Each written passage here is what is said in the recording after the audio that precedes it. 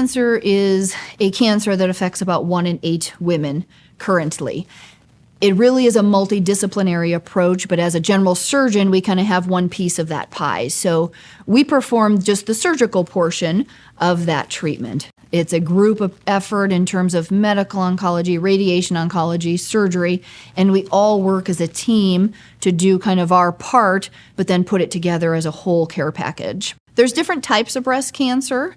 We have invasive disease, we have in situ disease, and then there's different parts or different types of invasive cancer.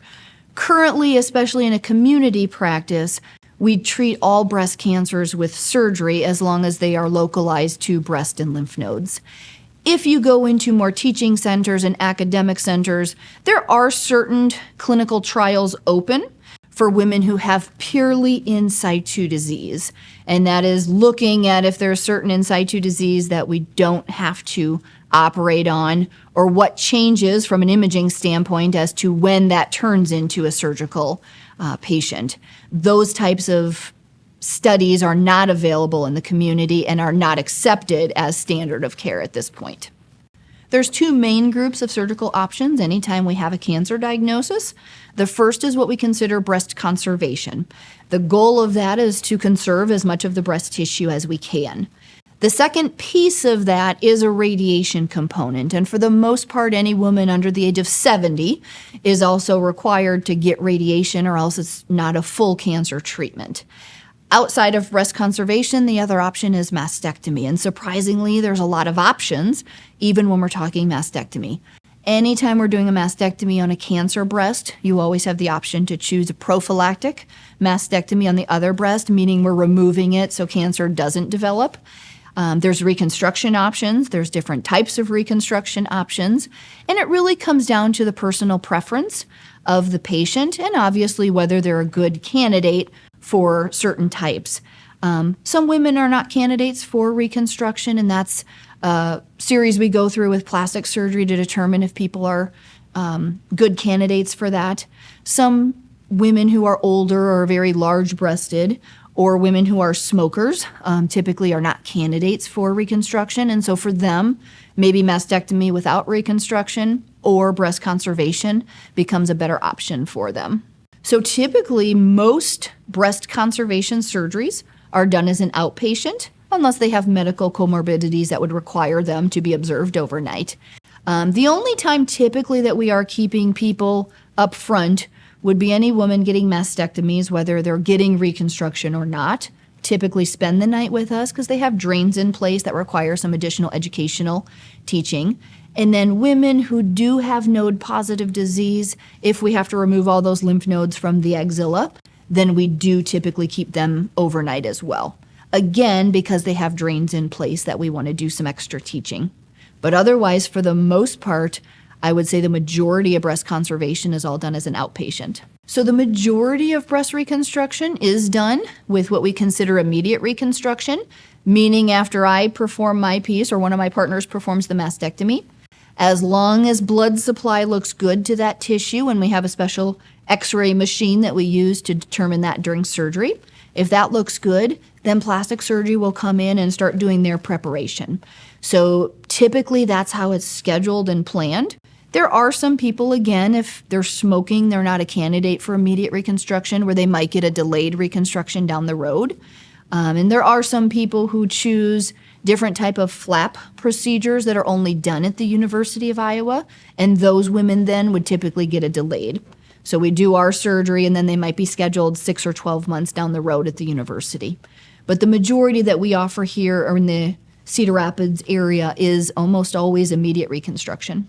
Because it's a team approach, we want to make sure that everyone's going into surgery with all their questions answered. From my standpoint, I certainly go through what's to be expected, what is my breast going to look like, things like that in terms of activities they can do after surgery, or maybe activities they won't be able to do as well before. As a surgeon, I still get a lot of questions regarding chemotherapy, but for the most part, those decisions are made by medical oncology, and that's why we typically have patients see all the providers up front so they can really make the most informed choice. And sometimes we don't know if people are going to need chemotherapy until after surgery once the pathology is done. So we kind of want to prepare people for all different outcomes and all different treatment types that we have. There's a lot of different things to expect depending on what type of surgery you have. For those women getting breast conservation, there's typically an incision that we hide as best we can somewhere on the breast, and also a small incision up in the armpit where we check the lymph nodes. For the most part, we use all dissolvable stitches, so there's nothing that needs to be removed or come out. And for the most part, almost all women will develop what we call a small seroma.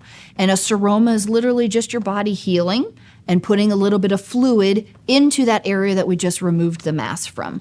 So that's all very common. That's just the natural process of healing.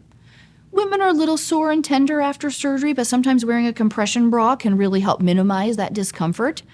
And I typically expect patients to take pain meds anywhere from 3 to 7 days, but can very quickly be getting back into their normal routine of activities. We usually try to avoid any heavy lifting or repetitive type motions for that first week or so, just to help minimize that seroma fluid buildup, but very quickly can kind of bounce back. Mastectomy patients without reconstruction surprisingly don't have that much more pain or discomfort sometimes than what women do after breast conservation surgery. By the time I see people roughly at that week, they might still have drains in place, but for the most part are kind of getting out and starting to do some of their normal activities, routines, errands, and things like that. Reconstruction, just because it's now a combined approach with plastics, does have a little bit more restrictions in terms of arm movement and activities. Driving is restricted for a period of time. So definitely just more of a commitment with reconstruction. But I can tell you women that go through it, the far majority are very happy with their outcome, just knowing that it took a little bit more recovery than had they not had reconstruction. I think the unique collaboration we have with the Cancer Center, that all of our services are provided under the same roof, is very unique. That they might come to my appointment, they go to medical oncology, they go to Matt to see their exercise therapist, they might though get acupuncture. I think we have so much to offer under one roof that we have some of the most amazing breast navigators as well that really help coordinate and guide those people through the entire process, from their diagnosis and imaging up through their survivorship that they have 5 years later. So I think it's just a whole group approach that we have, I think, turned into what we hope is an amazing experience for patients in a time when it's obviously something very difficult to go through.